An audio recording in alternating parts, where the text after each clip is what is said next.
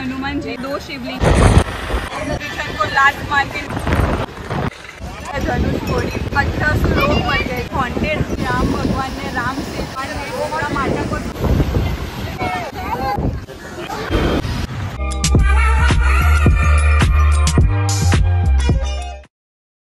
Finally हमारे दर्शन हो चुके हैं रामेश्वरम की, जो कि 4 धाम में से एक है। टोटल 4 धाम है।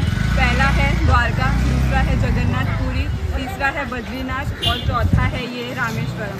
4 धाम में से मैंने एकदम पूरा कर लिया है। अभी 3 धाम बाकी है, वो भी जल्दी ज़रूर पूरा करूँगी। तो ये जो मंदिर है रामानाथ स्वामी टेम्पल, तो इसके अंदर की मैं आपको हिस्ट्री बताती हूँ कि ये मंदिर कैसे बनाया गया है और ये कैसे रामायण से लिंक है।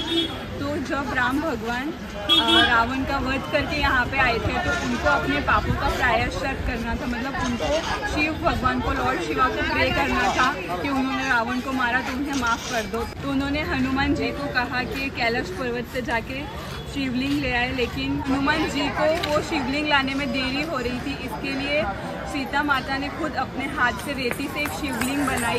तो यहाँ पे टोटल 2 शिवलिंग है। जो सीता माता ने बनाई उसका नाम है रामलिंग, और जो हनुमान जी लेके आए हैं उसका नाम है विश्वलिंग। इसके लिए सबसे पहले जब हम दर्शन करने जाते हैं तो हमें पहले विश्वलिंग दिखती है, क्योंकि राम जी ने, मतलब राम भगवान ने ऐसा कहा है कि जो भी भक्त पहले दर्शन करने आएगा तो पहले विश्वलिंग का दर्शन करेगा, उसके बाद वो करेंगे रामलिंग का दर्शन। यहाँ पे शिव भगवान की आराधना की। रावण को जब उन्होंने वध किया तो उन्होंने माफ़ी मांगी कि हे भगवान मुझे माफ़ कर दो। अब ऑब्वियसली उन्होंने कैसे बोला वो मुझे नहीं पता, मैं मेरे हिसाब से बोल रही, बस उन्होंने अपने पापों का यहाँ पे प्रायश्चित किया।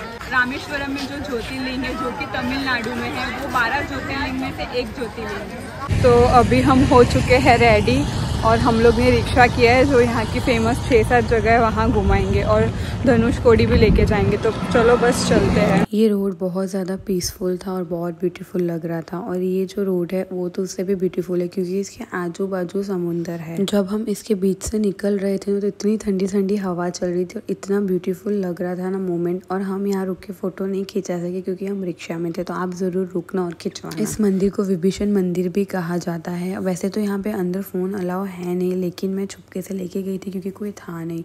तो अभी हम मंदिर के अंदर आ चुके हैं। इस जगह की जितनी भी हिस्ट्री है वो इस मंदिर के अंदर फोटोज़ के थ्रू बताई गई है। तो अभी हम आ चुके हैं कोदंडरामा स्वामी टेम्पल में। ये मंदिर की हिस्ट्री है एक रामायण से रिलेटेड। ये मंदिर के अंदर विभीषण, राम भगवान, लक्ष्मण भगवान, सीता माता और हनुमान जी का अंदर मूर्ति है। जब रावण सीता माता का हरण करके लेके आए थे, तो जैसे विभीषण को पता चला था कि वो सीता देवी का हरण करके लेकर आए हैं, तो विभीषण ने रिक्वेस्ट किया था रावण को कि वो सीता को वापस कर दे, लेकिन रावण नहीं माने। रावण थोड़ी मानेंगे।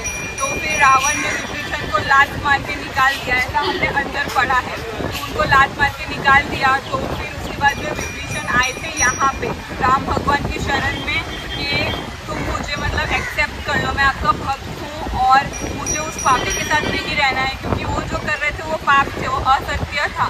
तो वो सत्य का साथ देना चाहते थे, इसके लिए वो यहाँ पे आ गए थे राम की शरण पे। तो जब वो आए थे राम की शरण पे, तो जो वानर सेना थी उन्होंने कहा कि विभीषण को तुम एक्सेप्ट मत करो क्योंकि वो जासूस हो सकता है उनका। लेकिन हनुमान जी हमेशा सत्य का साथ देते हैं। तो हनुमान जी ने उनको समझाया कि ये आपका भक्त है, इसे एक्सेप्ट कर लो। तो राम जी ने इसे एक्सेप्ट कर लिया था। और ये वही जगह है जहाँ पे जब रावण का वध कर दिया था, उसके बाद में यहाँ पे विभीषण का राज अभिषेक किया और उसको श्रीलंका का राजा बनाया। तो अभी हमने इस मंदिर के दर्शन कर लिए और अभी हम जा रहे हैं धनुषकोडी बीच। उसकी भी एक स्टोरी है, उसको लोग हॉन्टेड प्लेस बोलते हैं। धनुषकोडी जाते वक्त जो आजू बाजू समुंदर आता है वो इतना ब्यूटीफुल लगता है ना कि आपको गोवा भी उतना ब्यूटीफुल नहीं लगेगा। और ये है लेफ्ट में भूतिया रेलवे स्टेशन, जो कि साइक्लोन में टूट चुका था और ऐसा ही पड़ा है अभी तक। और जहाँ धनुषकोडी पॉइंट आता है वो पूरा एंड है एक धनुषकोडी गाँव का, क्योंकि उसके आगे कोई रास्ता ही नहीं है। और इस जगह का ड्रोन शूट बहुत ही ज़्यादा ब्यूटीफुल है। तो अभी हम आ चुके हैं धनुषकोडी में। धनुषकोडी की कहानी है जो कि बहुत ज़्यादा फेमस है। यहाँ पे 1964 में एक साइक्लोन आया था जिसमें 1800 लोग मर गए थे, क्योंकि 170 किलोमीटर पर आवर से हवा चल रही थी और इस टाउन में कुछ नहीं बचा था। कोई भी मतलब लोग, बहुत कम लोग बचे थे। जितने भी घर थे सब साइक्लोन में बह गए थे। बस एक मंदिर था जो मैंने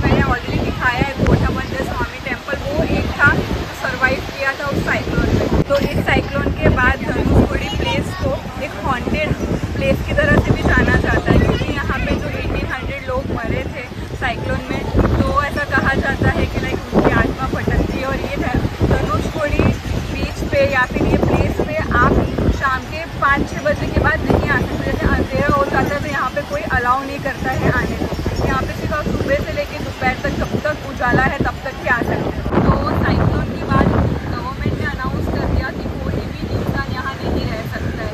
इसके लिए जो फिशिंग करते हैं, जो फिशरमैन है, वो ही सिर्फ यहाँ पे आते हैं क्योंकि ये प्लेस बेस्ट है फिशिंग के लिए।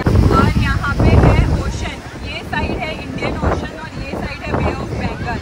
यहाँ पे तो समुद्र का मर्ज होता है, वो हमें नहीं दिख रहा है क्योंकि अगर बोट से जाते हैं, आई डोंट नो बोट से जा सकते हैं कि नहीं, मे भी दिखता होगा, बट यहाँ पे ये इंडियन ओशन है और यहाँ पे बे ऑफ बंगाल है। और गाइस यही वो जगह है जहाँ से श्री राम भगवान ने राम सेतु का निर्माण किया था। ऐसा माना जाता है कि यहाँ पे कहीं पे राम सेतु ब्रिज था जो कि ऑब्वियसली अब तो अंदर चला गया होगा। और यही वो जगह है जहाँ से श्री राम भगवान ने सीता माता को ढूंढना शुरू किया था और यहाँ पे उन्होंने राम सेतु बनाया था। इसका नाम धनुषकोडी इसके लिए है क्योंकि जब राम भगवान सीता माता को वापस लेकर आ गए थे तो उसके बाद में उन्होंने जो राम सेतु ब्रिज बनाया था वो उन्होंने अपने बाण से डिस्ट्रॉय कर दिया था, इसलिए उसको धनुषकोडी बोलते हैं। ये बीच मुझे बहुत ही ज़्यादा पीसफुल लगा और यहाँ पे वो फोटोग्राफर्स थे जो 5 मिनट में फ़ोटो क्लिक करके देते हैं, तो हमने वो फ़ोटोज़ क्लिक करवाया और एज अ मेमोरी लिया। तो आप भी फ़ोटो ज़रूर क्लिक करवाना। तो अभी मैंने लिया है ये मैंगो, इनके पास मैंगो, पाइनएप्पल, क्यूकम्बर और इसकी प्राइस है 20 रुपीज़। तो अभी हम लोग घूम चुके धनुषकोडी, अभी हम लोग जा रहे हैं हनुमान टेम्पल। इतनी मस्त हवा चल रही थी कि मोमो बहुत ज़्यादा एंजॉय कर रहा था। और अब हम आ चुके हैं दूसरी जगह। तो अभी हम आ चुके हैं राम तीर्थम में। ये पीछे जो है वो राम तीर्थम है और इसको राम कुंड भी बोलते हैं। तो ऐसा माना जाता है कि यहाँ पे राम भगवान ने स्नान किया था, इसके लिए इसको राम तीर्थम बोलते हैं। आप जब भी रामेश्वरम आए तो ये सब जगह मिस मत करना क्योंकि ये सब जगह की सबकी स्टोरीज़ है और आपको बहुत अच्छा लगेगा। और अभी हम जा रहे हैं अंदर राम मंदिर। तो अभी हम आ चुके हैं पंचमुखी हनुमान जी का मंदिर। ये मंदिर के बारे में भी कहानी है पर बहुत छोटी कहानी है। यहाँ पे हनुमान जी ने अपने 5 फेसेस दिखाए थे अलग अलग रूप में, इसके लिए ये मंदिर का नाम पंचमुखी मंदिर है। ये जितने भी तीर्थम और मंदिर मैंने दिखाए है वो 5 से 6 बजे तक खुले रहते हैं, तो आपको उससे पहले ही विजिट करना पड़ेगा। और ये है फ्लोटिंग स्टोन, तो ये है सबसे ज़्यादा चमत्कारी चीज़। ये है वही पत्थर जिसमें राम सेतु ब्रिज बनाया था, इसके ऊपर लिखा था राम जी का नाम। और ये रहा आपके सामने ये पत्थर जो डूब नहीं रहा है, पानी में है उसके बावजूद भी। वैसे तो फोटो अलाउ नहीं है बट मैंने बात कर ली थी पंडित से आपको दिखाने के लिए। मतलब कितना खतरनाक था, राम जी का नाम लिखा उस पत्थर पर, वो पत्थर नहीं डूब रहा है। और आज भी वो इस वीडियो में है लेकिन वो अंदर नहीं डूब रहा है, वो पानी के ऊपर ही और है। ये पंचमुखी के सामने ये मंदिर है नटराज भगवान का, तो आप यहाँ भी आ सकते हो घूमने के लिए। सच में Rameswaram is a miracle place. अगर रामेश्वरम नहीं घूमा तो क्या घूमा जिंदगी में, रामेश्वरम तो आपको घूमना ही चाहिए। तो अभी हम आ चुके हैं लक्ष्मण तीर्थम और लक्ष्मण जी के मंदिर पे। लक्ष्मण तीर्थम के बारे में भी एक कहानी है। जब रावण का वध हुआ था तो राम और लक्ष्मण दोनों भाइयों ने जितने लोगों को मिलकर मारा था, तो उसके लिए लक्ष्मण ने यहाँ पे आके अपने पापों का प्रायश्चित किया था। उन्होंने यहाँ पे नहाए थे और अंदर लक्ष्मण जी ने शिवलिंग भगवान की आराधना की थी, इसके लिए यहाँ पे शिवलिंग है और यहाँ पे वो नहाए थे, इसके लिए ये है लक्ष्मण तीर्थम। ये मंदिर के बाहर है शिव जी का एक मंदिर। तो गाइस फाइनली हम लोग पहुँच चुके हैं होटल। ऐसी हालत ख़राब हुई है ना कि पूरी ख़राब हो गई है। चल चल के पैर पूरे दुख चुके हैं। तो अभी मैं आपको बताती हूँ कि हमें रामेश्वरम कैसे आना चाहिए, कहाँ रुकना चाहिए। हम लोग तो बेंगलोर से आए, इसके लिए हम लोग ट्रेन से आए बेंगलोर टू मदुरई। आपको मदुरई तक ट्रेन से आना है। आप जहाँ से भी आ रहे हो, बड़ौदा, दिल्ली, गुजरात, एनीवेयर आप कहीं से भी आओगे तो वहाँ से आपको मदुरई तक की ट्रेन लेनी है। मदुरई के बाद में पहले ट्रेन की जो एक स्टेशन था वहाँ तक की चलती थी, वो जो बहुत बड़ा पम्बन ब्रिज है ना, बट वो भी बंद कर दिया है क्योंकि वहाँ पे शायद कंस्ट्रक्शन हो रहा है, इसलिए वो बंद कर दिया है।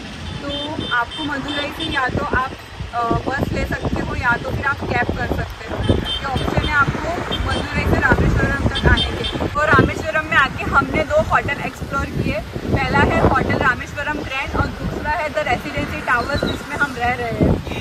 तो जो होटल रामेश्वरम ग्रैंड है उसकी प्राइस 2000 कुछ है, वो बजट फ्रेंडली होटल है। वो होटल भी अच्छा है अगर आपको लाइक कोई दिक्कत ना, एक्चुअली वहाँ पे हम इसके लिए नहीं रहे क्योंकि वहाँ पे ना वो मतलब काई लग गई थी, पूरा एल्गी टाइप पूरा ऐसा लग गया था बिस्तर पे, जिसके लिए हम नहीं रहे। बाकी वो होटल भी अच्छा है, उसके रिव्यूज़ अच्छे हैं। और हम रह रहे थे रेसिडेंसी टावर में, जो 4-स्टार होटल है। तो इसकी प्राइस है 6000 पर नाइट। इससे भी मतलब इट डिपेंड्स अपॉन सीजन, कभी और ज़्यादा हो सकती है, कभी कम हो सकती है। तो ये 2 स्टेज है जो मैंने एक्सप्लोर किए हैं। तो अगर आपका बजट थोड़ा सा कम है तो आप होटल रामेश्वरम ग्रैंड में रहिए, और अगर आपका बजट 5000 के ऊपर है तो आपको द रेसिडेंसी टावर्स में ज़रूर ट्राई करना चाहिए, क्योंकि इनका ब्रेकफास्ट भी बहुत टेस्टी था और स्टे तो है ही लग्जरियस। तो आपको फीलिंग भी बहुत अच्छी आएगी और वाइब भी बहुत अच्छी आएगी। बाकी रामेश्वरम में कहाँ कहाँ घूमना है वो तो मैंने पूरा एक्सप्लोर किया है और कवर किया ही है। और मैं आपको बताती हूँ कि आपको वो जगह कैसे जाना है। सबसे पहले तो आपको ज्योतिर्लिंग जाना है, और ज्योतिर्लिंग के लिए आपको पहले अग्नि तीर्थम में स्नान करना है और 22 कुंड में स्नान करना है। उसके बाद आपका दर्शन हो जाएगा ज्योतिर्लिंग। उसके बाद में आपको बाहर बहुत सारे ऑटो रिक्शा मिल जाएंगे जो आपको बोलेंगे कि लाइक हम रामेश्वरम कवर कराएंगे। तो वो लोग पहले आपको प्राइस बहुत ज़्यादा बोलेंगे, तो आप अपने हिसाब से नेगोशिएट करना, और वो लोग आपको एक दिन में पूरा घुमा देंगे। जैसे कि उन्होंने आज हमको 5 से 6 घंटे में धनुषकोडी और जो भी नियर बाई प्लेसेस की जो फेमस है वो उन्होंने कवर कर दिया। तो आप भी रिक्शा बुक कर सकते हैं। आपको भारी दिख जाएंगे कि मैम 5-6 घंटे में घुमा देंगे, तो आप वही लेना और नेगोशिएट करना। तो आज का व्लॉग यहीं एंड करते हैं, और नेक्स्ट व्लॉग में एक बहुत मैजिकल चीज़ है जो मेरी पर्सनल फेवरेट है रामेश्वरम ट्रिप की। तो मिलते हैं नेक्स्ट व्लॉग में, बाय। हमारा सेकंड दिन है मेरे का वो है, इसी माता को बहुत ज़्यादा प्यास, पानी का क्वालिटी है और वो तो बिल्कुल है। लाइफ में एक बार रामेश्वरम